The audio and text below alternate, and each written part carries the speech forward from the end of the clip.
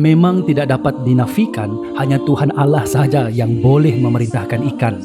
Dalam kitab Yunus, Tuhan Allah menetapkan seekor ikan besar untuk menelan Yunus, dan 3 hari kemudian dia memerintahkan ikan itu memuntahkan Yunus ke darat. Ini menunjukkan kedalatannya ke atas segala ciptaannya.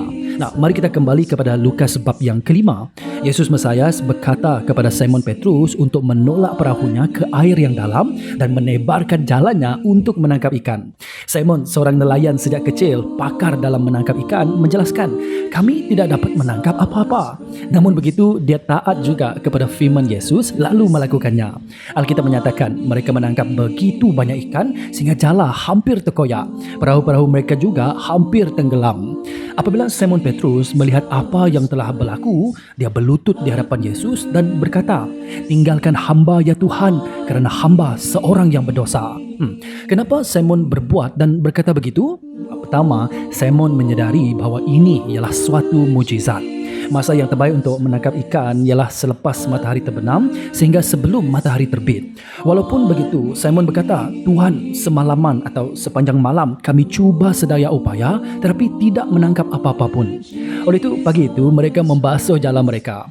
Akan tetapi kerana Yesus berfirman, serta merta mereka mendapat ikan yang banyak. Mujizat terjadi. Ini juga menjadikan kedua, Simon menyedari bahawa ini ialah perbuatan Tuhan. Seperti Tuhan Allah memerintahkan ikan besar untuk menelan dan memuntahkan Yunus, begitu juga Yesus memerintahkan ikan-ikan untuk masuk ke dalam jala Simon.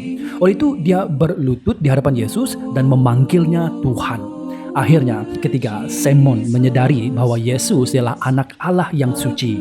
Mungkin Simon berada di Somaah apabila seorang yang dirasuk oleh roh iblis berteriak tentang Yesus. Aku tahu siapa engkau ini, engkau yang suci daripada Allah. Juga apabila seorang lagi berteriak, engkaulah anak Allah. Kesaksian roh-roh iblis mungkin tidak sangat memberi impak kepada Simon. Tetapi apabila dia sendiri yang melihat dan mengalami kedalatan Yesus, anak Allah yang suci, dia berkata, tinggalkan hamba ya Tuhan, kerana hamba seorang yang berdosa.